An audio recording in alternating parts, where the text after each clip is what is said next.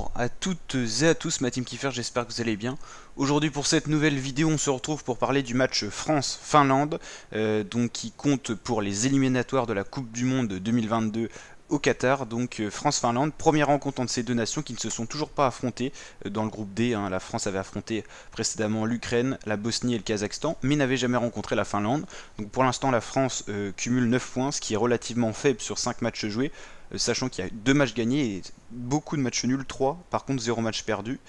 Déjà 3 buts concédés, c'est mal connaître la France quand on voit qu'au niveau des statistiques, la France et la Finlande ont concédé le même nombre de buts, et au niveau des buts marqués, la France et l'Ukraine, par exemple à égalité, on ne retrouve pas les anciens et les derniers champions du monde tout simplement. Donc la cote de la France est de 1,21, la Finlande 20, donc là on voit quand même la différence de niveau sur le papier, mais quand on regarde les précédents résultats de l'équipe de France, c'est sur 5 derniers matchs, aucune victoire. La France n'a pas vécu ça depuis l'année 2013, donc ça remonte au début justement que Didier Deschamps avait repris les rênes de l'équipe de France, et là rien ne va plus. Donc France-Ukraine, ça avait fait un partout, match nul, un partout face à la Bosnie.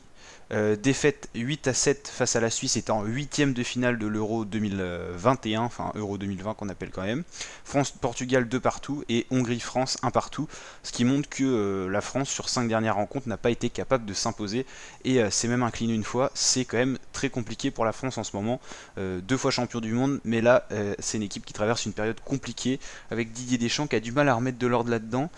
Olivier Giroud, qui était le meilleur buteur de l'équipe de France, très critiqué puis remplacé par Benzema, au final c'était certainement lui l'homme clé un peu de la situation sur une équipe au final qui a une très bonne attaque mais qui est incapable de l'exploiter du point de vue collectif.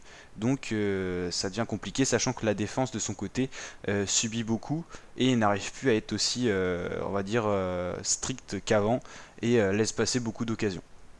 La Finlande c'est compliqué aussi, c'était une victoire quand même 1-0 face au Kazakhstan, 0 partout face au Pays de Galles, 2-0 c'était une défaite face à la Belgique, 1-0 il s'était incliné face à la Russie, et 1-0 victoire face au Danemark. Finlande, résultat contrasté qui arrive des fois à mettre en difficulté les grosses nations telles que le Danemark et tout ça. Ça sera compliqué pour la Finlande aujourd'hui, mais un match nul serait pas un résultat surprenant, sachant que la France n'arrive plus à s'imposer, même si là il y a une différence de niveau sur le papier. France-Kazakhstan, il y avait une différence de niveau et la France avait eu du mal, et France-Ukraine, tout ça, bon, l'Ukraine est quand même au-dessus normalement de la Finlande sur le papier. La Bosnie, on va dire qu'avant elle était au-dessus de la Finlande, maintenant elle rivalise, enfin elle est quand même un peu au-dessus, mais attention à la Finlande qui pourrait faire mal à l'équipe de France en cas d'une défaite ce soir. Ça remettrait vraiment du suspense dans ce groupe, et ça serait quand même compliqué pour l'équipe de France. Donc là, sachant qu'on a 5 équipes, il y aura 8 matchs en tout, donc là il en reste 3, donc 2 fois la Finlande, et il nous restera une fois la Bosnie je crois, un truc comme ça. Donc voilà, donc la team, n'hésitez pas à liker la vidéo si elle vous a plu, à vous abonner, n'hésitez pas à mettre votre petit pronostic en commentaire. Moi je pronostique une victoire, allez, 2-1 de la France face à la Finlande quand même. Allez, je vous dis à très bientôt pour de nouvelles vidéos. N'hésitez pas à me dire en commentaire aussi ce que vous en pensez de l'équipe de France. Voilà, qu'est-ce qui pour vous ne va pas, qu'est-ce qu'il faudrait faire, et ainsi de suite. Ça sera intéressant de voir ça. Allez, ciao les fratés.